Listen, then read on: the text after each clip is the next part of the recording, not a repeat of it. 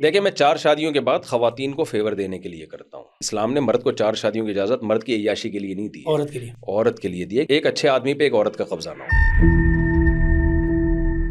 عالم مفتی کے نام پہ بھی 2 نمبر ہی بہت ہے. ریلائبل ایک ادارہ ہونا چاہیے، اس کے فارغ التحصیل مفتی ہونے چاہیے، ان سے مسئلہ پوچھا جائے. فلسطین کا معاملہ چل رہا ہے، یہ سیاسی لوگوں کا کام ہوتا ہے، تو ان کی میں سمجھتا ہوں یہ بہت بڑی ذمہ داری ہے کہ گورنمنٹ پہ بھی دباؤ ڈالیں اور فوج پہ بھی دباؤ ڈالیں کہ بھئی آپ بھرپور طریقے سے فلسطینیوں کے حق میں آواز اٹھائیں.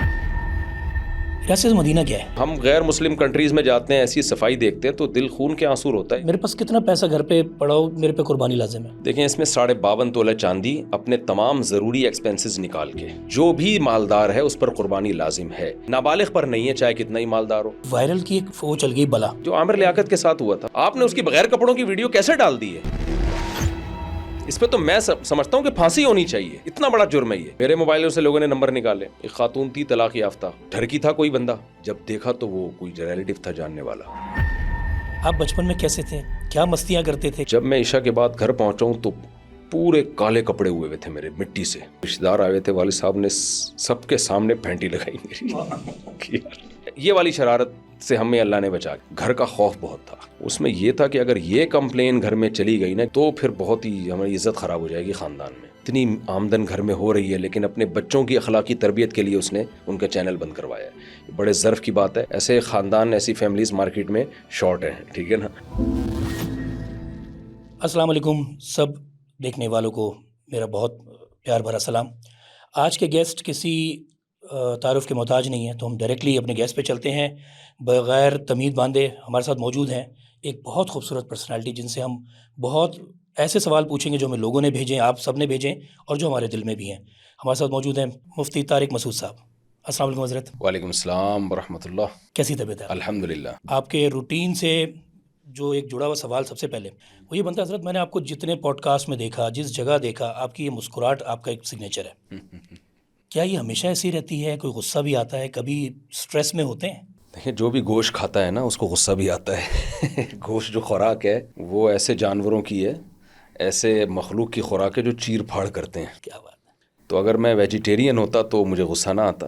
گوشت ہمارے مذہب کا حصہ ہے تو کبھی کبھار غصہ آنا یہ نیچرل ہے، تاکہ لوگ آپ کو میٹھا سمجھ کے کھا نہ جائیں. کیا بات ہے. آتا ہے، ضرور آتا ہے، کیوں نہیں آتا. کن باتوں پہ آتا ہے؟ جب بھی طبیعت کے خلاف کوئی بات ہوتی ہے، کوئی ظلم کر رہا ہو، آپ کو بیجا تنگ کر رہا ہو، تو ہمارے نبی صلی اللہ علیہ وسلم سے زیادہ اخلاق والا کون ہو سکتا ہے؟ پیغمبروں سے زیادہ اخلاق والا کون ہو سکتا ہے؟ حضرت موسیٰ علیہ السلام کو غصہ نہیں آیا تھا بنی اسرائیل نے جو کچھ ان کے ساتھ کیا؟ ہمارے نبی صلی اللہ علیہ وسلم پہ بعض لوگوں نے طنز کیے تو آپ صلی اللہ علیہ وسلم کو غصہ آیا، آپ کا چہرہ غصے سے بعض دفعہ سرخ ہو جایا کرتا تھا. تو یہ سب چیزیں نیچرل ہیں. تو مجھے بھی آتا ہے جب کہ کوئی طبیعت کے خلاف بات ہو. آپ نے بڑی اچھی بات کی، جو گوشت والی بات کی تھی. ہم ویجیٹیرین نہیں ہیں جی. بقرہ عید آ رہی ہے، سب سے پہلے جو ایک انٹرنیشنل ایک جیسچر شروع ہوگا نا، ابھی جو الزامات شروع ہوتے ہیں کہ یہ گوشت کھاتے ہیں، یہ جانوروں پہ ظلم کرتے ہیں، اس کو ہمارا مذہب جسٹیفائی جو کرتا ہے، یعنی ہم گوشت خور جو ہیں، اس کی مذہب میں جسٹیفیکیشن کیا ہے؟ دیکھیں، گوشت جو ہے نا انسانی فطرت ہے. آپ میڈیکل سائنس سے اس پر متفق ہے، سارے ڈاکٹرز جتنے بھی ہیں آپ ان سے پوچھ سکتے ہیں کہ گوشت انسان کی باڈی کے لیے لازمی حصہ ہے. آپ کو جو منرلز گوشت سے ملتے ہیں، جو پروٹین گوشت سے ملتے ہیں، وہ آپ کو سبزیوں سے نہیں ملتے. سبزی خور کی زندگی میں ایک کمی ہوتی ہے. تو یہ سوال ملحدوں سے، ایتھیسٹ لوگوں سے پوچھا جائے کہ آپ جانوروں پہ ظلم کیوں کرتے ہیں، آپ کے پاس کیا اتھارٹی ہے؟ جتنا آپ کو زندہ رہنے کا حق ہے، جانوروں کو بھی اتنا ہی زندہ رہنے کا حق ہے. جو مسلم ہے، مذہبی ہے، اس سے آپ یہ سوال اس لیے نہیں پوچھ سکتے کہ ہمارے پاس ایک اتھارٹی ہے کہ جس خدا نے اس کائنات کو بنایا وہ ہمیں پرمیشن دیتا ہے. وَسَخَّرَ لَكُم مَا فِي السَّمَاوَاتِ وَمَا فِي الْأَرْضِ جَمِيعًا مِّنْهُ. وہ کہتا ہے ساری مخلوق، پوری کائنات میں نے انسان کے لیے بنائی ہے. تو اب میرے لیے تو یہ اتھارٹی کافی ہے کہ قرآن مجھے پرمیشن دیتا ہے کہ ان جانوروں کو تم اپنے فائدے کے لیے استعمال کر سکتے ہو. کون سا حلال ہے، کون سا حرام ہے، یہ ساری پرمیشن ہمیں قرآن نے ہمیں بتا دی ہے. تو یہ سوال ہم سے تو بنتا ہی نہیں ہے. ہمیں خدا کو، آپ ہم سے یہ پوچھیں کہ آپ ایک خدا کو کیوں مانتے ہیں، اس کے وجود کی کیا دلیل ہے، قرآن کے برحق ہونے کی کیا دلیل ہے. تو جب ہمارے پاس ایک دلیل سے ہم ثابت ہو گیا کہ ایک اللہ ہے، ایک خدا ہے، اور جس نے اس کتاب کو نازل کیا، تو آگے پھر ہمارے لیے اس کی پرمیشن کافی ہے کہ یہ جانور میں نے تمہارے لیے مسخر کیے ہیں. پوری کائنات کی ہے، جانور تو دور کی بات، پوری کائنات میرے اور آپ کے لیے بنی ہے. تو اب اس نے ہمیں اجازت دے دی کہ کون سے جانور تم کھا سکتے ہو، کون سے نہیں کھا سکتے، اور اس نے ہمیں یہ بھی بتا دیا کہ جانور کو ذبح کیسے کرنا ہے، ظلم سے بچنا بھی ہے، بلا وجہ جانور کو آپ مار نہیں سکتے، ہلاک نہیں کر سکتے، آپ نے کھانا ہو تو آپ کاٹ سکتے ہیں، کاٹنے کا طریقہ کیا ہوگا، چھری کو پہلے تیز کرو اور اس طرح سے اس کے جسم سے خون کو نکالو، یہ ساری ڈیٹیل اللہ نے ہمیں بتا دی ہے۔ اب جو اللہ کو نہیں مانتے ان سے یہ سوال پوچھا جائے گا، اور پوچھنا چاہیے، اور ان کے پاس اس کا کوئی جواب ہے نہیں، جسٹیفیکیشن نہیں آتی۔ جی ہاں بالکل، اس لیے پھر یہ الزام گھوم پھر کے ہر ہاں وہ پھر بقرعید کے ہمیں، لگ بھگ یہ آنا شروع ہو جاتا ہے۔ جی ہاں بالکل، حالانکہ آپ نے بڑی اچھی بات کی ہے کہ جو چھری کی آپ نے بات کی ہے یہ بہت ضروری ہے، جی کیونکہ تکلیف کم سے کم، جی اس والے معاملے میں نہیں ہوتی، جی جی تو اس بالکل، لیے۔ اور آپ نے جو بات کی، اور جو سی فوڈ کا، آپ خیر یہ تو آپ بہت سارے شوز میں بتا چکے ہیں جی کہ سی فوڈ میں بھی بہت ساری ایسی چیزیں جن کا نہیں کہا گیا، خاص طور پہ جھینگا ایک ایسی چیز ہے جس پہ ہمیشہ ایک لوگ ایک اختلافی ہے وہ تو خیر، اختلافی آتے ہیں، لیکن اس میں جو کر رہے ہیں وہ کسی گناہ کے ارتکاب تو نہیں کر رہے۔ بس دیکھیں جہاں مسئلے میں اختلاف ہوتا ہے تو آپ کو جس کی بات پر اعتماد ہو اس کی رائے کو فالو کریں، اس میں پھر شدت ٹھیک نہیں ہوتی، ایک رائے پہ اڑ جانا ٹھیک نہیں ہوتا۔ کچھ چیزیں اللہ نے بیان کر دی ہیں واضح، نبی صلی اللہ علیہ وسلم نے فرمایا، صحیح بخاری کی حدیث ہے، الحلال ابین والحرام ابین، حلال حرام واضح ہیں، کچھ چیزیں درمیان میں مشتبہات میں سے ہیں۔ تو اس مچھلی سمندر میں ایک ایسی مخلوق ہے جو بالکل حلال ہے، اور کچھ چیزیں سمندر میں ایسی ہیں جو بالکل حرام ہیں، جیسے مینڈک وغیرہ ہو گیا، یہ سمندر کا بھی حرام ہے، کچھ چیزیں بیچ کی ہیں۔ تو احتیاط کا تقاضا یہ ہے کہ ان کو چھوڑ دیا جائے، لیکن اگر کوئی کسی اہل سنت والجماعت میں کسی فقہ کو فالو کرتا ہے اور کسی مجتہد امام کی پیروی میں وہ اس کو کھا لیتا ہے، تو بات یہ ہوتی ہے نا کہ جب میں یہ بار بار بتاتے رہتا ہوں، یہ چار فقہ جو اہل سنت والجماعت میں حنفیہ، مالکیہ، شافعیہ، حنابلہ، یہ چاروں برحق ہیں، لیکن آپ ان میں سے کسی ایک کو پراپر فالو کریں۔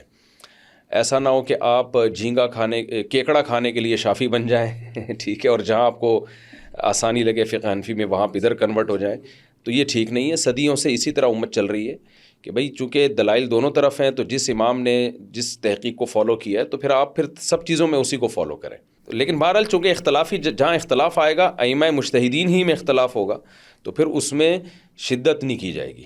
جیسے کیکڑا ہے، ہم اس کو ناجائز کہتے ہیں، لیکن اس طرح نہیں جیسے کتے بلی ناجائز ہیں یا خنزیر حرام ہو گیا حرام والا ہے، نہیں وہ ہے، تو بالکل ہی حرام ہے نا۔ Exactly. اس کو مکروہ کا لفظ استعمال کیا جاتا ہے، اس مکروہ کا ہے، لیے جھینگے کے لیے بھی ناپسند، مکروہ کا ہے۔ جھینگے کے لیے بھی جی یہ لفظ ہے۔ حضور صلی اللہ علیہ وسلم کی اگر لائف کو دیکھیں، یا جو قرآن میں آیا اتنا کلیئرلی مینشنڈ ہے، کرسچنز جیوز ڈویژننگ سمجھ میں آتا ہے، اسلام میں کیوں ہوتی ہے پھر جب اتنا سب کچھ کلیئر ہے، ہمارے لیے راہ بتا دی گئی ہے، سب کچھ بتا دی ہے، کہ تو ہم ڈیوائیڈڈ کیوں ہیں؟ دیکھیں ڈیوائیڈڈ تو پہلی یہاں اس سے پہلے سوال ہوگا کہ ایک خدا کا وجود کتنا کلیئر ہے۔ تورات بھی کہتی ہے اللہ ایک ہے، انجیل بھی کہتی ہے اللہ ایک ہے، لیکن کیا عیسائی ایک اللہ مانتے ہیں؟ انہوں نے عیسیٰ ابن مریم کو اللہ کا بیٹا کہہ دیا۔ بالکل۔ کیا پتھروں کے بنے ہوئے بت، ان کے سامنے جھکنا، یہ انسانی عقل، انسانی فطرت کو یہ چیز اپیل کرتی ہے؟ لیکن پھر بھی لوگ جھکتے ہیں کہ نہیں جھکتے؟ تو اسلام کے اندر جو فرقے بنے ہوئے ہیں، اس سے پہلے تو دنیا میں جو مختلف مذاہب ہیں، یہ مذاہب کیوں ہیں؟ یہ بھی نہیں ہونے چاہیے، کیونکہ یہ اتنی کلیئر بات ہے کہ بھائی معبود ایک سے زیادہ نہیں ہو سکتا۔ لو کان فیہما آلہۃ الا اللہ لفسدتا، قرآن کہتا ہے اگر ایک سے زیادہ خدا ہوتے ان کی لڑائیاں ہوتی ہیں، آپس میں جھگڑے ہوتے ہیں ان کے، تو وہ کہتا ہے یہ ہونا ہے، وہ کہتا ہے یہ نہیں ہونا، تو یہ نظام عالم برباد ہو جاتا، یہ اتنی خوبصورت مینجمنٹ نہ ہوتی۔ تو اس سے پتہ چلتا ہے کہ بھئی دلائل تو بہت واضح ہیں، انسان خواہشات سے مغلوب ہوتا ہے، اسے مفاد ہوتے ہیں۔ اب جیسے ہندو اگر ہندو مذہب کو فالو کرتا ہے، اس لیے نہیں کہ اس کو اپنے مذہب کے برحق ہونے کا یقین ہے، اس لیے کہ اس کے باپ دادا اس کو فالو کرتے آئے ہیں، تو وہ اس کے لیے چھوڑنا مشکل ہے، قربانی دینی پڑتی ہے۔ تو اسلام میں بھی جو فرقے بنے ہوئے ہیں، جو باطل فرقے ہیں، اور دنیا میں جو مختلف مذاہب بنے ہوئے ہیں، تو اس لیے نہیں بنے ہوئے کہ اللہ کی طرف سے کلیریفیکیشن نہیں ہے، بلکہ اللہ نے تو ہدایت کو بہت واضح کر دیا۔ قد تبین الرشد من الغی، قرآن کہتا ہے گمراہی کا راستہ اور ہدایت کا راستہ بالکل دو الگ الگ راہیں ہیں، لیکن انسان اپنی مرضی سے گمراہی کو اختیار کرتا ہے۔ البتہ یہ بات میں ضرور یہاں کہوں گا کہ اسلام میں کچھ چیزیں، کچھ فرقے نہیں ہیں وہ، لیکن ان کو لوگوں نے فرقے کہہ دیا ہے، بالکل صحیح۔ تو فرقے کو سمجھنا چاہیے۔ جب رائے کا اختلاف ہوتا ہے نا قرآن و حدیث کے اندر رہتے ہوئے، تو اس اختلاف کو فرقہ نہیں کہا جاتا۔ جیسے مجتہدین میں جو اختلافات ہوئے ہیں، یہ فرقوں میں داخل نہیں ہیں۔ یہ صحابہ میں بھی تھے، ہاتھ یہاں باندھنا ہے، یہاں باندھنا ہے، باندھنا بھی ہے کہ نہیں باندھنا، رفع الیدین کرنا ہے نہیں کرنا، زور سے آمین، آہستہ آمین، یہ وہ فرقہ واریت میں داخل نہیں ہے۔ یہ رائے کا اختلاف ہے، ایک نے ایک حدیث کو سامنے رکھ کے اس کو فالو کیا، دوسرے نے دوسری حدیث کو سامنے رکھ کے۔ تو یہ نبی صلی اللہ علیہ وسلم کے دور میں بھی یہ اختلاف تھا، اس میں کئی بار دلائل دے چکا ہوں کہ نبی نے حکم دیا صحابہ کو کہ بنو قریظہ پہنچنے سے پہلے عصر کی نماز مت پڑھو، تو راستے میں نماز قضا ہونے لگی، صحابہ میں اختلاف ہو گیا. بعض نے کہا بھائی نبی کا مقصد یہ تھوڑی تھا کہ قضا کر دو، بعض نے کہا کہ نہیں بھائی مقصد جو بھی ہو ہم تو الفاظ کو دیکھیں گے، تو ہم نہیں پڑھ سکتے، قضا کریں گے ہم. تو کسی نے پڑھی کسی نے نہیں پڑھی. تو یہ کیا ہے، حدیث کو سمجھنے میں رائے کا اختلاف ہو رہا ہے. تو مجتہدین میں جو ائمہ میں جو اختلافات ہوتے ہیں نا، وہ بھی رائے کو سمجھنے میں ایک رائے کا اختلاف ہوتا ہے، وہ فرقواریت میں داخل نہیں ہے، بلکہ یہ تو اسلام کا ایک حسن ہے کہ اسلام نے یہ نہیں کہا کہ ہر کوئی بھی شخص اپنی رائے دوسرے پہ تھوپے.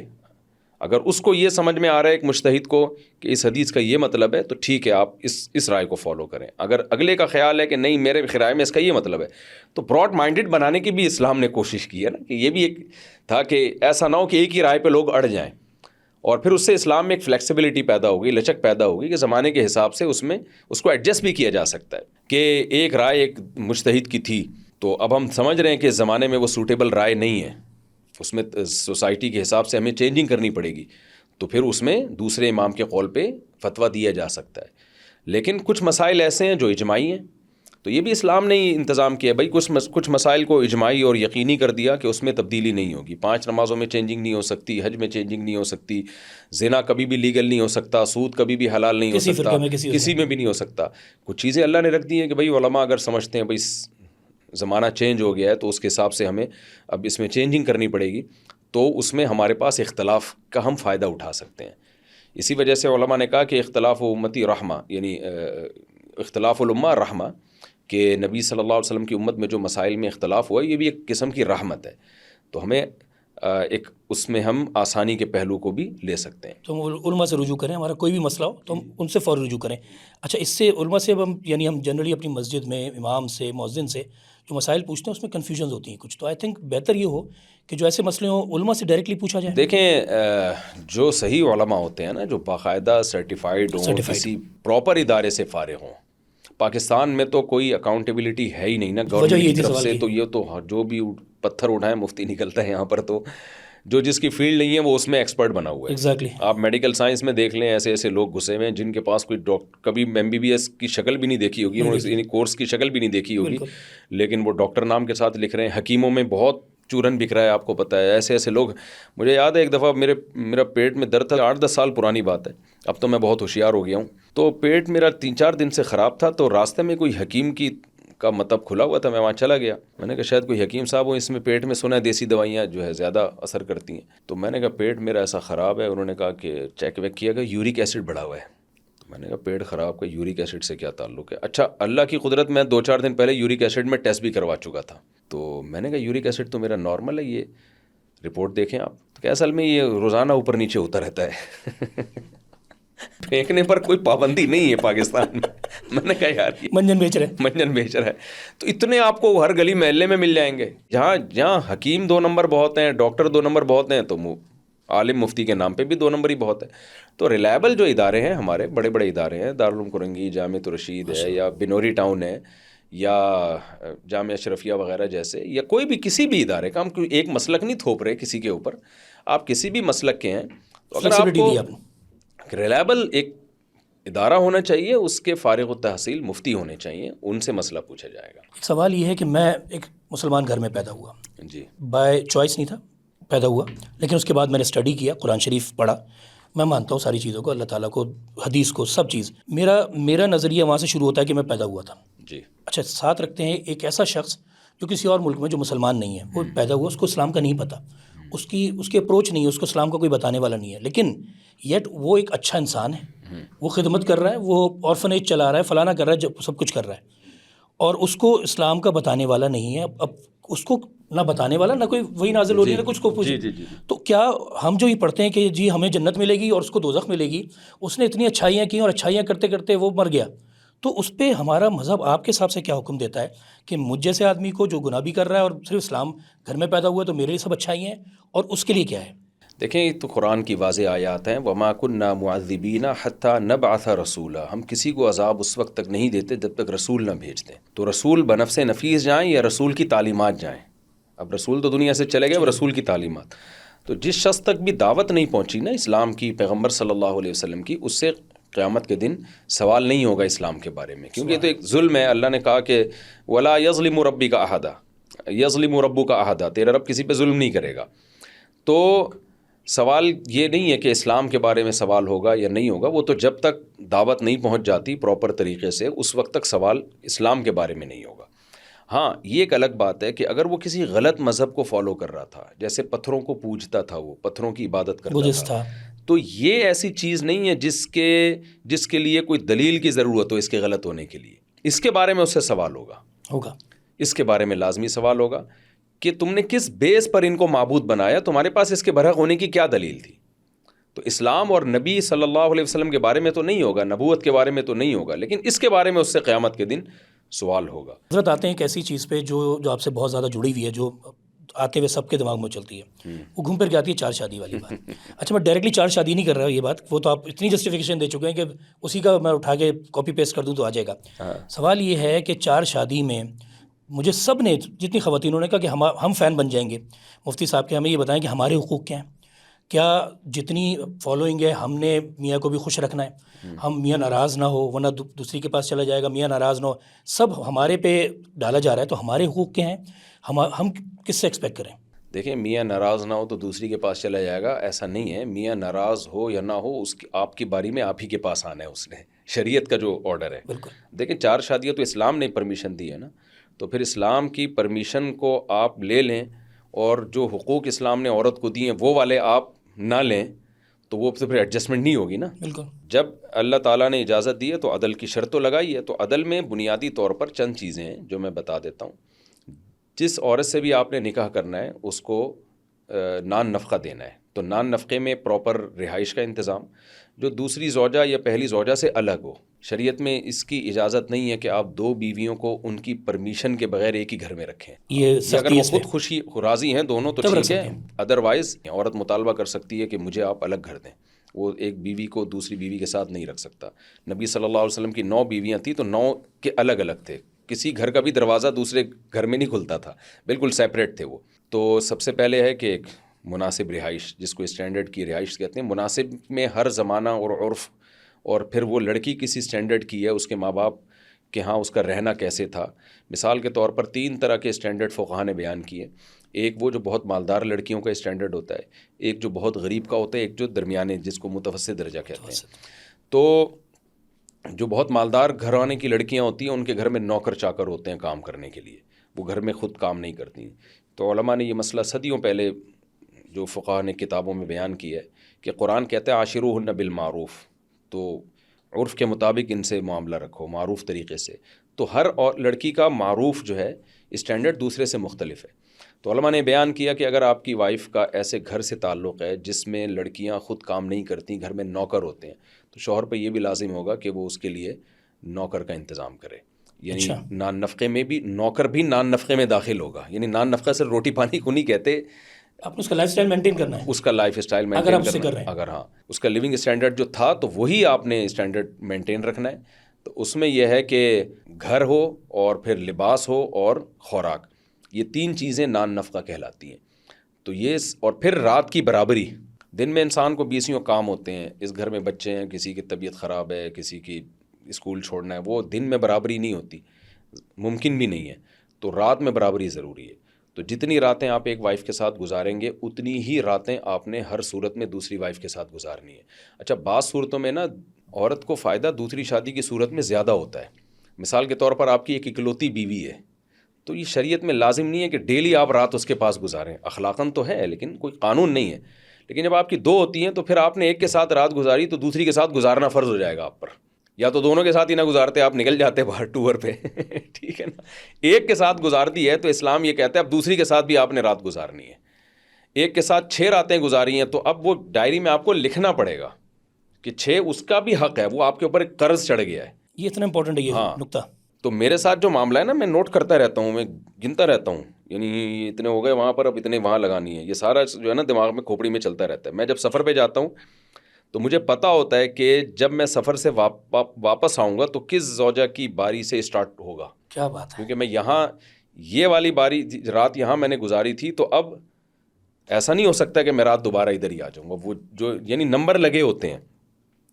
تو یہ جو ہے جیسے نبی صلی اللہ علیہ وسلم کے تھے، پورا ایک سرکل ان تھا، سے زیادہ بیلنس تو کوئی کر ہی نہیں جی سکتا ہاں، نا۔ تو یہ بیلنس ضروری ہے، اور یہ بیلنس مرد کر سکتا ہے اگر وہ چاہے تو، کرتے نہیں ہیں تو وہ پھر ڈھیٹ ہوتے ہیں تو صحیح ہے نا؟ مطلب ان کے لیے بھی حکم ہے؟ ہاں لازمی ہے، اس کے بغیر آپ کے لیے حلال نہیں ہے نا۔ وہ ان خفتم اللہ تعدلوا، اللہ کہتے ہیں اگر تم عدل نہیں کر پاؤ گے تو پھر تمہارے لیے جائز نہیں ہے دوسری شادی۔ تو مردوں کو چاہیے کریں، اور یہ عدل بھی کریں اور شادیاں بھی کریں، عدل کا بہانہ بنا کے نہ شادیوں کو اگنور کریں نظر انداز، کیونکہ لڑکیوں کو ضرورت ہے، اس کی سوسائٹی کو ضرورت ہے۔ بہت سے مرد جن کے پاس پیسہ ہے، صحتیں ہیں، بہت کچھ اللہ نے دیا، وہ کہتے ہیں ہمیں ضرورت نہیں ہے دوسری کی۔ میں کہتا ہوں یار آپ کو ضرورت نہیں ہے، کسی اور کو ہے۔ خواتین کو ضرورت ہے۔ وہ دھکے کھا رہی ہیں، آپ دیکھیں لڑکیاں گاڑیوں میں بھر بھر کے جا رہی ہیں اور فیکٹریوں میں بوتلوں کے ڈھکن لگا رہی ہیں، یہ ان کی جاب ہے، اور ان کے جذبات سے کھیلا جاتا ہے، پھر ان کی غربت سے ناجائز فائدہ اٹھایا جاتا ہے۔ جن کو اللہ نے گنجائش دی ان کے لیے کیا مشکل ہے، تو کرنا چاہیے یہ کام، اور پھر اس طرح سے عدل بھی کرنا چاہیے۔ عدل ضروری ہے۔ یہ جو آپ نے کہا کہ فیکٹری میں جا رہی ہیں، اس طرح کئی خواتین شادی کے بعد بھی کام کر رہی ہیں۔ ایک سوال آیا تھا کہ جو وہ کما رہی ہیں، کیا وہ اپنے سسرال یا شوہر کو دینا ان پہ لازم ہے؟ دیکھیں، مرد کی ذمہ داری ہے، عورت کتنی ہی مالدار کیوں نہ ہو، یہ عجیب مسئلہ ہے کہ اس کی ٹوٹلی ذمہ داری اس کے ہسبینڈ پر ہے، شوہر پر ہے، چاہے مالدار ہو کچھ بھی ہو۔ اچھا بچہ اگر مالدار ہے نا تو اس کا نان نفقہ کسی پر نہیں ہے، اس کے ہی پیسوں سے اس پہ خرچ کیا جائے گا۔ لیکن بیوی کا معاملہ ایسا ہے اسلام میں کہ وہ کتنی مالدار ہو پھر بھی اس کا اپنا خرچہ شوہر کے ذمہ ہے۔ یعنی آپ کی وائف کو کروڑوں روپے ابا سے مل گئے، پورا گھر مل گیا، پھر بھی گھر پرووائڈ کرنا شوہر کے ذمہ ہے۔ یعنی یہ اللہ تعالیٰ کا ایک نظام ہے جو اسلام نے عورت کو ایک حق دیا ہے۔ تو عورت جو کما رہی ہے اس کی کمائی میں کسی کا بھی حق نہیں ہے۔ البتہ شوہر کو یہ رائٹ ہے کہ وہ اس کو کمانے سے روک سکتا ہے، وہ یہ کہہ سکتا ہے کہ آپ گھر میں رہو، آپ نہیں کماؤ۔ بالکل صحیح۔ تو اگر وہ کہتی ہے نہیں میں نے کمانا ہے، تو پھر شوہر کہہ سکتا ہے کہ ٹھیک ہے آپ میری پرمیشن کے بغیر کمانے کے لیے جا رہی ہو تو پھر میں آپ کا نان نفقہ نہیں اٹھاؤں گا۔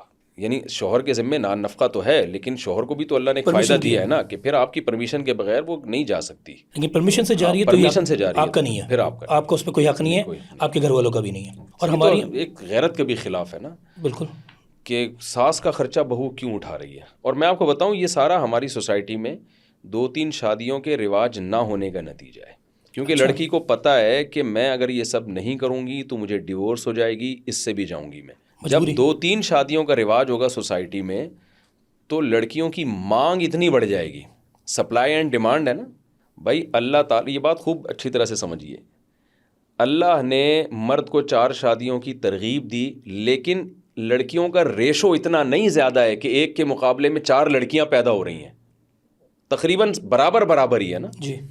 اب آپ مجھے ایک بات بتائیں، میں ایک تھوڑی نامناسب سی مثال ہے، بعض مثالیں نامناسب ہوتی ہیں لیکن وہ بہت سمجھنے میں بہت آسانی ہوتی ہے۔ ہم سب یہاں بیٹھے ہوئے ہیں اور ہم سب کا 4 گلاس پانی پینے کا دل چاہ رہا ہے، اور گلاس ہم یہاں 10 افراد ہیں اور گلاس 10 رکھے ہوئے ہیں یا 11 رکھے ہوئے ہیں، اور ہر شخص کی خواہش ہے کہ میں 4 گلاس پانی پیوں، تو اس سے ہر ایک کو 4 گلاس نہیں ملیں گے، ایک ایک گلاس کی ویلیو بہت بڑھ جائے گی، یعنی گلاسوں پہ لڑائیاں شروع ہو جائیں گی ٹھیک ہے نا، ڈیمانڈ اینڈ سپلائی۔ ہاں، تو جو کمزور ہوگا نا اس کے ہاتھ میں 1 گلاس بھی نہیں آئے گا، اور میرا خیال ہے 4 گلاس آپ لے کے آپ کی صحت اچھی ہے، جو زیادہ کامیاب ہوگا نکل جائے گا۔ تو ہوتا یہ ہے کہ جس سوسائٹی میں 4 شادیوں کا رواج ہوتا ہے وہاں یہ پاسبل ہی نہیں ہے کہ ہر شخص 4 شادیاں کر لے، ممکن نہیں ہے، کیونکہ شادی آپ کے اکیلے کی چاہت سے نہیں ہوگی، سامنے والی بھی تو راضی ہو نا، وہ آپ کی دوسری بیوی بننے پہ کیوں راضی ہوگی؟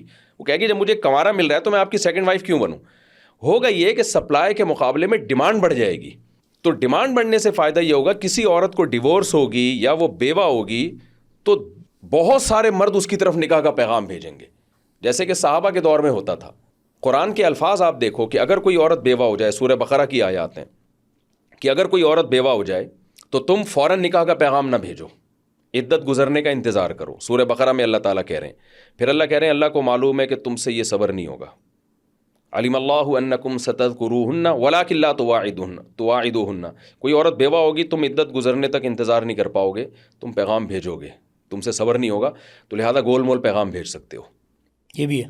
تو اب سوچیں اس سوسائٹی میں، ہماری سوسائٹی میں کیا فرق ہے کہ وہاں کوئی عورت بیوہ ہو رہی ہے تو اتنے رشتے آ رہے ہیں اس کے لیے کہ اللہ کہہ رہے ہیں ہمیں پتہ ہے تم صبر نہیں کر پاؤ گے، تو اس لیے عدت کے دوران بھی گول مول طریقے سے بات کر سکتے، ڈائریکٹ نہیں کریں گے، ڈائریکٹ نہیں کرنا۔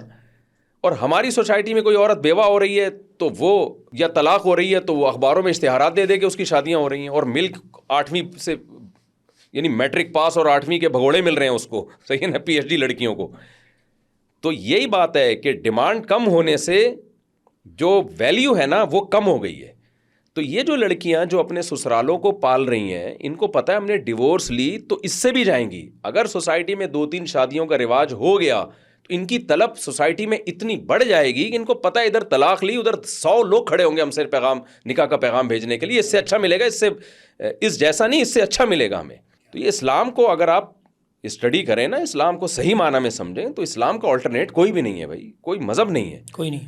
تو اسلام نے 4 شادیوں کی ترغیب قطعاً اس لیے نہیں دی ہے کہ ہر مرد 4 کر لے گا, یہ پاسبل ہی نہیں ہے, یہ ممکن ہی نہیں ہے. اتنی عورتیں کبھی بھی پیدا نہیں ہوئی ہیں, ٹھیک ہے نا, نبی کے دور میں بھی نہیں تھی, بلکہ اس دور میں تو مردوں کا ریشو زیادہ تھا. تو یہ صرف اس لیے کہ عورت کو اچھے سے اچھا رشتہ مل جائے. مرد روڈ ناپتے پھریں, یعنی وہ مرد جن کے سے ایک بھی, بہت سے مرد ایسے ہوتے ہیں جن کے کوئی عورت اکلوتی بیوی بننے کے لیے بھی تیار نہیں ہوتی, وہ نااہل ہوتے ہیں. بالکل, تو وہ ٹھیک ہے, وہ گھومتے رہیں ایسے ہی. لیکن ایک اور چیز آپ کے جو بیان میں آتا ہے وہ یہ آتا ہے کہ پہلی کی سے ہمیں اجازت لینے کی ضرورت نہیں ہے. یہ کتنی سچائی ہے؟ نہیں, یہ تو ضرورت نہیں کا لفظ کے بجائے یوں کہ شریعت میں لازم نہیں ہے. نہیں ہے لازم. دیکھیں اگر کر جاؤ آپ کے بیان میں, دیکھیں میں آپ کو ایک بات بتاؤں, اسلام دین فطرت ہے. اگر اسلام یہ کہتا نا کہ پہلی بیوی کی اجازت لینا ضروری ہے تو بیوی اجازت دے کے بھی پچھتاتی, نہ دے کے بھی پچھتاتی. وہ نہیں دیتی اجازت, مرد کہتا ہے تم نے میری زندگی برباد کی ہے, میں آج زنا کر رہا ہوں, تمہاری وجہ سے کر رہا ہوں, تم نے پرمیشن نہیں دی, مجھے یہ ہو رہا ہے, تو اس سے بھی جھگڑے ہوتے. اور اگر وہ پرمیشن دیتی تو یہ اس کی غیرت کے خلاف تھا کہ وہ اپنے شوہر کی شرکت کو برداشت کرے. کل مرد کہہ سکتا تھا کہ تم نے مجھے پرمیشن دی ہے, جو ٹینشن تو اب جو ٹینشن ہے میں اٹھا رہا ہوں, یہ تو تم نے بھی تو دی ہے نا, تم بھی میرے ساتھ شریک ہو. تو اللہ نے اس معاملے میں عورت کو انوالو ہی نہیں کیا, اس کو یہ ٹینشن ہی دی ہے کہ یہ کر یہ اپنی اس میں دم ہے تو کر لے. ورنہ مرد کرتے ہیں وہ سارا نزلہ اس پہ ڈالتے ہیں کہ تم نے ہی تو بولا تھا, تم نے ہی تو کیا تھا. وہ پرمیشن نہیں دے تو بھی وہ بدنام ہوتی ہے کہ آج میں برائیوں میں لگاؤں, تم نے منع کیا تھا. اللہ نے کہا اس کے منع کرنے نہ کرنے کا کوئی شرعی اعتبار نہیں ہے. عورت نیچرلی وہ سوکن کو نہیں پسند کرتی, تو اس کی فطرت یہ ہے کہ وہ منع کرے. آپ میں دم ہے تو آپ کر کے بتا دیں. یہ جملہ ویٹ کر رہا تھا, آپ میں دم ہے تو کر جائیں. رکشوں کے پیچھے لکھا ہوتا ہے تپڑ ہے تو پاس کر, ورنہ برداشت کر لے, پھر پیچھے ہی چلتا رہے آرام سے. اچھا, ابھی ہم ایک سوال آیا تھا جو تجارت پہ آپ خود بھی وابستہ ہیں.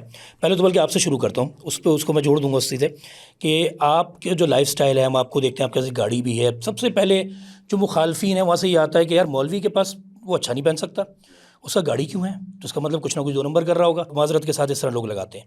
تو کیا مفتی کا, ایک ایسے عالم دین کا حق نہیں ہے کہ کاروبار کرے؟ آپ بھی کاروباری ہیں, آپ کا غالباً شہد کا, آپ کا اگر اسٹارٹ ہے تو شہد سے تھا, اور اب آپ ریئل اسٹیٹ سے ہیں غالباً.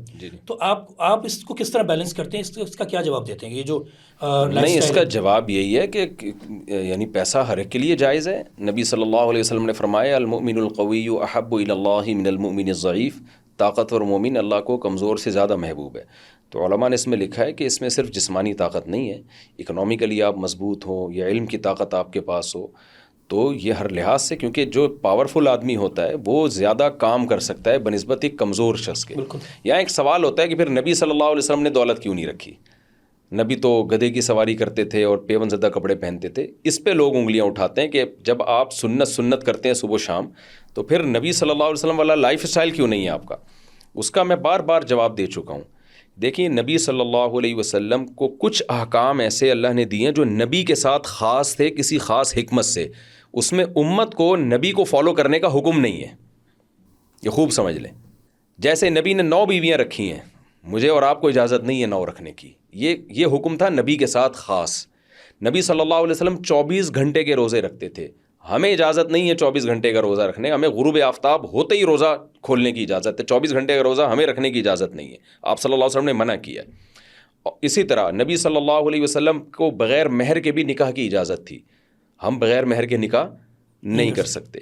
نبی صلی اللہ علیہ وسلم یہودی یا عیسائی عورت سے نکاح نہیں کر سکتے تھے, ہمیں اجازت ہے ہم یہودی یا عیسائی عورت سے نکاح کر سکتے ہیں. تو کچھ احکام اللہ نے نبی کے ساتھ خاص رکھے ہیں. تو اسی طرح رسول اللہ صلی اللہ علیہ وسلم کے لیے اللہ نے جس زندگی کو پسند کیا, اور نبی نے بھی اپنے لیے, نبی کی چاہت پہ ہی اللہ نے پسند کیا, وہ یہ تھا کہ آپ صلی اللہ علیہ وسلم کے پاس دولت آئی مگر آپ نے رکھی نہیں ہے. اس میں بہت ساری حکمتیں تھیں. کل کوئی غیر مسلم اعتراض کر سکتا تھا کہ اصل میں انہوں نے یہ دولت یا شہرت کے لیے یہ کیا ہے, دولت یا حکومت کے لیے یہ سب کچھ کیا ہے محمد صلی اللہ علیہ وسلم نے. تو کیونکہ آپ آخری نبی ہیں, لاسٹ میسنجر آف گاڈ ہیں, تو اللہ تعالیٰ نے آپ کو کا لائف اسٹائل ایسا رکھا جو نبی نے کی حدیث میں آتا ہے نا, حبب الی النساء والطیب, دنیا کی چیزوں میں صرف نکاح کی کثرت اور خوشبو مجھے محبوب ہے, باقی کچھ بھی محبوب نہیں ہے. تو آپ کا بوریا, بستر اور وہ جو گدڑی اتنا سادہ تھا کہ آج کوئی یہ نہیں کہہ سکتا کہ آپ نے دولت کے لیے نبوت کا اعلان کیا ہے. نکاح میں تو مصلحتیں تھیں نا, اس میں تو بہت اہم مصلحتیں تھیں, وہ تو کئی بار میں بتا چکا ہوں, اس کو ریپیٹ کرنے کا موقع نہیں ہے. تو نبی صلی اللہ علیہ وسلم کے پاس جب پیسہ آیا تو آپ صلی اللہ علیہ وسلم کے پاس صبح آیا تو شام ہونے سے پہلے آپ نے صدقہ کیا, شام آیا تو صبح ہونے سے پہلے سارا صدقہ کر دیا. تو آپ نے رکھی نہیں ہے دولت. جب دولت رکھی نہیں ہے تو استعمال کیسے کرتے؟ تو یا تو کوئی اتنا بڑا ظرف کرے کہ رکھے ہی نہیں, لیکن اگر آپ رکھتے ہیں تو پھر حدیث میں آتا ہے ان اللہ یحب ان یرا اثر نعمتہ علی عبدہ. جب پیسہ ہے تو آپ صلی اللہ علیہ وسلم کی صحیح حدیث ہے, وہ تمہارے لباس اور پوشاک اور خوراک سے جھلکنا چاہیے, وہ نظر آنا چاہیے, کیونکہ یہ کنجوسی ہے. ایک صحابی آئے نبی کی خدمت میں, ان کے پراگندہ بال, پرانے کپڑے. آپ نے فرمایا کہ اللہ نے تمہیں دولت نہیں دی ہے؟ فرمایا ہاں دی ہے. تو فرمایا یہ دولت پھر تمہارے لباس سے کیوں نہیں جھلک رہی ہے, کیوں غریبوں والے کپڑے پہنے ہوئے تم نے؟ تو اسلام میں دو چیزیں ہیں, یا تو آپ پیسہ رکھیں ہی نہیں, صبح آیا تو شام تک صدقہ کر دیں, حضور کو فالو کریں, کچھ ہے ہی نہیں آپ کے پاس پھر فاقہ کریں آپ, یا آپ نے رکھنا ہے تو پھر وہ آپ کے لباس پوشاک سے جھلکنا چاہیے. تو یا تو میرا اتنا بڑا ظرف ہو کہ صبح دولت آئی میں نے ساری اڑا دی اور پھر شام کو میرے پاس کچھ بھی نہیں ہے کھانے کو. تو یہ بھی رکھنے کی ہمیں اجازت نہیں دی ہے نبی صلی اللہ علیہ وسلم نے, ایسا ظرف رکھنے کی. اس کی بھی ہمیں حدیث میں مثالیں ملتی ہیں کہ ہمیں جو حکم دیا گیا ہے وہ نارمل طریقے سے زندگی گزارنے کا حکم دیا گیا ہے. نبی صلی اللہ علیہ وسلم کی یہ خاصیت تھی کہ اللہ نے آپ کے لیے اس طرز حیات کو پسند کیا, ورنہ سلیمان علیہ السلام بھی اللہ کے پیغمبر تھے.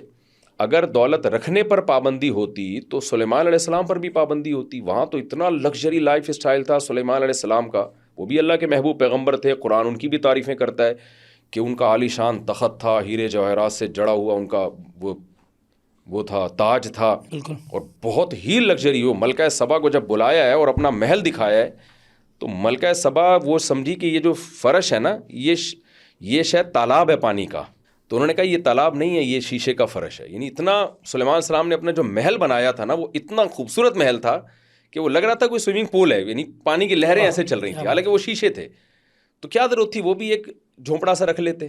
تو اس سے پتہ چلتا ہے کہ اللہ کو اس سے غرض نہیں ہے کہ آپ دولت رکھتے ہیں یا نہیں رکھتے. اللہ کو اس سے غرض ہے کہ آپ اعمال جو شریعت نے ہمیں حکام دیے ان کو فالو کرنے کے نہیں کر رہے. وہ امپورٹنٹ ہے, کیونکہ اگر نبی صلی اللہ علیہ وسلم نے دولت رکھنے سے منع کیا ہوتا پھر حضرت عثمان کو بھی منع کرتے, آپ حضرت عبد الرحمن بن عوف کو بھی منع کرتے, مغیرہ ابن شعبہ کو بھی منع کرتے. ہم نے جامع الرشید میں اس پہ تحقیق کی تھی کہ حضرت ابو بکر اور دیگر اصحاب کے جو اثاثے تھے وہ کتنے تھے. تو حضرت عثمان اور عبد الرحمن ابن عوف ان کے اربوں روپے کے اثاثے تھے اس زمانے میں, جو یعنی اگر چاندی جو تھی اس کو آج کے لحاظ سے کیلکولیٹ کیا جائے. تو اسلام میں ایسا نہیں ہے بالکل, یہ دماغ سے نکال دینا چاہیے کہ آپ کو اللہ نے پیسہ دیا تو آپ گاڑی نہیں رکھ سکتے, آپ گھر نہیں بنا سکتے اچھا, آپ کھا نہیں سکتے اچھا.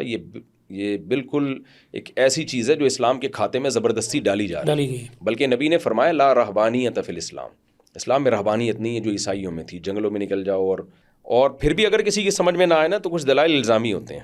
الزامی کا مطلب یہ کہ ٹھیک ہے ہم آپ کی دلیل کو مان لیتے ہیں کہ بھئی نبی صلی اللہ علیہ وسلم والا لائف اسٹائل ہونا چاہیے, تو پھر اس میں تو گندم بھی نہیں ہے, اس میں تو جو ہے, اور وہ بھی ایک وقت کا فاقہ ہے, 24 گھنٹے میں ایک دفعہ کھانا ہے. پھر اس میں تو کرائے کا بھی, جو آپ کا صرف ایک کمرہ تھا اتنا چھوٹا سا, جس میں امی عائشہ فرماتی ہیں جب نبی سجدہ کرتے تو میں اپنے پاؤں کو سمیٹ دیتی تھی. تو پھر تو یہ بھی ٹھیک نہیں ہے کہ آپ ماش کی دال یا مسور کی دال کھائیں, پھر تو آپ جو ہے نا ستو پھانکیں اور گدھے کی سواری کریں. ظاہر ہے یہ پاسبل نہیں ہے آج کے دور اور میں, یہ اسلام کی تعلیمات بھی نہیں ہے. اسلام 1400 سال کے لیے. کوئی غیر مسلم جب یہ دیکھے گا کہ ان کے مذہب میں گدھے کی سواری ہے اور پیون زدہ کپڑے ہیں اور ستو پھانکنا ہے, کیا آئے گا؟ تو وہ آئے گا ہی نہیں. تو اسلامی سلطنتیں جو پوری دنیا میں پھیلی ہیں اور مسلمانوں نے حکومتیں کی ہیں, فطرت اللہ التی فطر الناس علیہ, اللہ کہتے ہیں اسلام اور فطرت ایک ہی چیز کے دو نام ہیں. تو یہ جو نبی صلی اللہ علیہ وسلم کا جو طرز حیات تھا یہ نبی کی خاصیت تھی, اس میں ہمیں نبی کو فالو کرنے کا حکم نہیں ہے. جیسے 9 بیویاں رکھنے میں فالو کرنے کا حکم نہیں ہے, 24 گھنٹے کے روزے رکھنے میں فالو کرنے کا حکم نہیں ہے. تو یہ بعض مصلحتوں سے نبی صلی اللہ علیہ وسلم نے اپنے لیے اس طرز زندگی کو خود سیلیکٹ کیا تھا. تو اسلام کا آرڈر نہیں ہے یہ. جو عدالت ہے اس سے خلا وغیرہ کا آپ کہتے صحیح نہیں ہے. جی سوال یہ آتا ہے جو ہمارے پاس بھی آیا وہ یہ آتا ہے کہ اگر ایک شوہر ظلم کر رہا ہے، ظالم ہے، نشئی ہے، تو عورت اس سے چھٹکارا حاصل کیسے ہاں کرے گی؟ دیکھیں اگر وہ نشئی ہے، ظلم کر رہا ہے، تو پھر ظلم کی بعض نوعیتیں ایسی ہیں کہ اس میں پہلے تو عورت کوشش کرے گی مرد کو طلاق پر راضی کرے اور لالچ دے کے راضی کرے، کسی بھی طرح سے راضی کرے. اس کو نہیں ہوتا تو پھر ظلم کی بعض نوعیتیں ایسی ہیں، اس میں عدالت تنسیخ نکاح کر سکتی ہے. میں نے جو کہا ہے نا کہ عدالت کا خلا معتبر نہیں ہے، وہ نارملی عدالتیں نے خواتین کو مکمل اسی طرح ڈیورس کا حق دے دیا جیسے مرد کے پاس ہے. تو کوئی بھی خاتون جاتی ہے میں نے نہیں رہنا شوہر کے پاس تو کورٹ اسے خلا پکڑا دیتی ہے. یہ اسلام میں کالعدم ہے. یہ تو یہود و نصارہ کے یہاں بھی نہیں تھا ایسے. کسی بھی آسمانی مذہب میں عورت کو کبھی بھی ڈیورس کا حق نہیں دیا گیا ہے، ہمیشہ مرد کو دیا گیا ہے نکاح ختم کرنے کا حق. ورنہ گرل فرینڈ بوائے فرینڈ میں اور میاں بیوی میں کوئی فرق باقی رہتا نہیں ہے. بالکل، جب چاہو دونوں میں سے کوئی بھی بریک اپ کر سکتا ہے. تو عورت کے پاس حق نہیں آنے کا حق ہے، جانے کا حق نہیں ہے. اسپیسیفک چند صورتوں کے کہ وہ نشئی ظلم کر رہا ہے، اس کے بیسک حقوق کی ادا نہیں کر رہا، وہ ایک الگ بات ہے. نارملی عورت کے پاس یہ حق نہیں ہے. ہاں وہ یہ حق ضرور ہے خلا. اچھا لوگ کہتے ہیں پھر خلا کا حق شریعت نے عورت کو دیا، اس کا مطلب کیا ہے؟ اس کا مطلب سمجھیں. جب ہم کہتے ہیں نا اسلام نے عورت کو خلا کا حق دیا ہے، اس کا مطلب یہ ہے کہ اسلام جب دنیا میں آیا تو جتنے بھی مذاہب تھے آسمانی مذاہب، ان میں عورت کے پاس سرے سے نکاح ختم کرنے کے مطالبے کا بھی حق نہیں تھا. اس کو برا سمجھا جاتا تھا. ہم آج بھی جاہلوں میں ایسا ہی ہے کہ کوئی بھی وجہ ہے جس کی وجہ سے عورت کو شوہر سے بے حد نفرت ہو گئی ہے تو یہ بھی برا سمجھا جاتا ہے کہ اپنے شوہر سے ڈیورس مانگے وہ. تو اسلام نے یہ کہا کہ نہیں، اگر کوئی معقول ریزن ہے، یعنی حقوق ادا ہو رہے ہیں، اس کے باوجود بھی کوئی معقول ریزن ہے تو عورت شوہر سے ڈیورس کا مطالبہ کر سکتی ہے. اس کو لالچ اگر شرافت سے دے دے تو اچھی بات ہے، نہیں تو لالچ دے سکتی ہے کہ مہر واپس لے لو یا اس سے بھی زیادہ رقم دے کے. تو یہ مطالبہ غلط نہیں ہے، یہ غیرت کے خلاف نہیں ہے. جیسے بخاری مسلم کی حدیث ہے کہ جمیلہ بنت ثابت رضی اللہ عنہا نبی کے پاس آئیں، عرض کیا یا رسول اللہ، میرے شوہر جو ثابت ہیں ان میں نہ دین میں کوئی مجھے اعتراض ہے نہ اخلاق پہ اعتراض ہے، لیکن بی من الجمال ما ترى، میں انتہائی خوبصورت عورت ہوں اور آپ جانتے ہیں، اور جو میرے شوہر ہیں وہ قد میں چھوٹے ہیں، رنگ میں انتہائی سے آئیں، تو میرا ان کے ساتھ گزارا نہیں ہو سکتا. تو اب دیکھیں شوہر ظالم نہیں تھا، شوہر ظالم نہیں تھے. وہ مان رہی ہیں کہ بھائی کوئی اعتراض نہیں ہے، میرے حقوق ادا کر رہے ہیں، کوئی اعتراض نہیں ہے، لیکن شکل و صورت کے لحاظ سے کوئی میچنگ نہیں ہے، بہت زیادہ فرق ہے. اکرہ الکفر فی الاسلام، میں اگر ان کے ساتھ رہوں گی مجھے شوہر سے محبت نہیں ہے، میں ان کے حقوق نہیں ادا کر سکتی، تو یہ ایک طرح کا کفر ہے، یہ کافروں والا کام ہے. تو میں اسلام بھی مسلم بھی اور کافروں والے کام کروں، مجھ سے نہیں ہوگا. تو ایسے موقع پہ زمانے جاہلیت میں تو شاید اس کو بہت برا سمجھا جاتا کہ دیکھو بے وفا عورت ہے. بالکل. تو نبی نے ان کے اس پہ ان کو کوئی تانا نہیں دیا کہ ٹھیک ہے ان کے تمہارے شوہر کو بلاتا ہوں. ان کو راضی کیا آپ صلی اللہ علیہ وسلم نے کہ بھئی نہیں رہنا چاہتی ہیں تم، اپنا باغ تم نے مہر میں دیا تھا واپس لے کے ان کو طلاق دے دو. تو یہ اول خلع فی الاسلام ہے بخاری میں کہ اسلام میں سب سے پہلے خلا یہ ہے. تو اس میں ان کے شوہر نے ہی ڈیورس دی ہے. تو خلا کا حق کا مطلب یہ ہے کہ مجبوری کے وقت اگر عورت کو کسی بھی وجہ سے شوہر سے نفرت ہو گئی ہے تو وہ ڈیورس کا مطالبہ کر سکتی ہے. تو اس عمل کو خلا کہا جاتا ہے کہ اپنی جان چھڑانا چاہ رہی ہے وہ. تو یہ مطالبہ غلط نہیں ہے. شوہر دے دے تو ٹھیک ہے، نہیں دے تو پھر اسی کے ساتھ رہنا پڑے گا، کیونکہ حق بہرحال اسی کا ہے چھوڑنے کا، تو پھر اس کے ساتھ رہنا پڑے گا اس کو. تو مشورہ تو یہی دیا جائے گا کہ چھوڑ دو یار جب نہیں رہنا چاہتی. لیکن ایسا نہیں ہے، نبی سے بڑھ کر کون ہوگا. تو نبی نے بھی خود نکاح ختم نہیں کیا ہے، نبی نے ان کے شوہر کو کہا کہ چھوڑ دو ان کو اور یہ لے لو اپنا جو ہے نا مہر واپس لے لو. تو اور شادی بھی نئی ہوئی تھی نا، یعنی بغیر دیکھے شادی ہوئی تھی. اب یہاں تو کیا ہو رہا ہے 10 سال کے بعد خواتین خلا میں جا رہی ہیں کہ مجھے منع کے ابا پسند نہیں آ رہے، سچا پیار نہیں ملا. تو جو ہے کورٹ کہتی ہے ٹھیک ہے جی نکلو. ایسا نہیں ہے. تو ہم کہتے ہیں کسی بھی مرحلے میں اگر اس کو شوہر نہیں سمجھ میں آ رہا تو وہ مطالبہ کر سکتی ہے، مطالبہ پورا کر دے ٹھیک ہے، نہیں کرے تو بس اسی کے ساتھ رہے. ہاں بلا وجہ شوہر سے مطالبہ کرنا یہ حرام ہے، عادت بنا لی. یہ مطالبہ حدیث میں اس پہ وعید نازل ہوئی ہے. بلا وجہ کا مطلب وہی کہ بھائی ایک شوہر بدلنے کا شوق ہے. تو یہاں تو ایک پھر بھی معقول ریزن تھی نا، شکل و صورت میں بہت زیادہ ڈفرینس تھا، یہ بھی ایک معقول وجہ ہو سکتی ہے. یہ وجہ ہے نا، یہ ہے بہت زیادہ ڈفرینس. یہ رائٹ ہے، رائٹ کا مطلب مطالبہ کر سکتی ہے، اور کورٹ شوہر کو سمجھا بھی سکتی ہے، خاندان والے بھی سمجھا سکتے ہیں چھوڑ دے بھائی. ہم نے 99% کیسز میں دیکھا ہے کہ جب شوہر کو سمجھایا جاتا ہے، کورٹ کی طرف سے دباؤ ڈالا جائے، وہ چھوڑ دیتا ہے. لیکن کورٹ دباؤ ہی نہیں ڈالتی ہے نا، کورٹ کا تو کام ہے، کسی کی بیوی جائے کورٹ پکڑا دیتی ہے، لے بھائی. تو ہم کہتے ہیں جج اپنی بیوی کو طلاق دے سکتا ہے، دوسروں کی بیویوں کو طلاق نہیں دے سکتا. اگر کورٹ نے ایسے خلا پکڑا دیا، اس کی کوئی حیثیت نہیں ہے.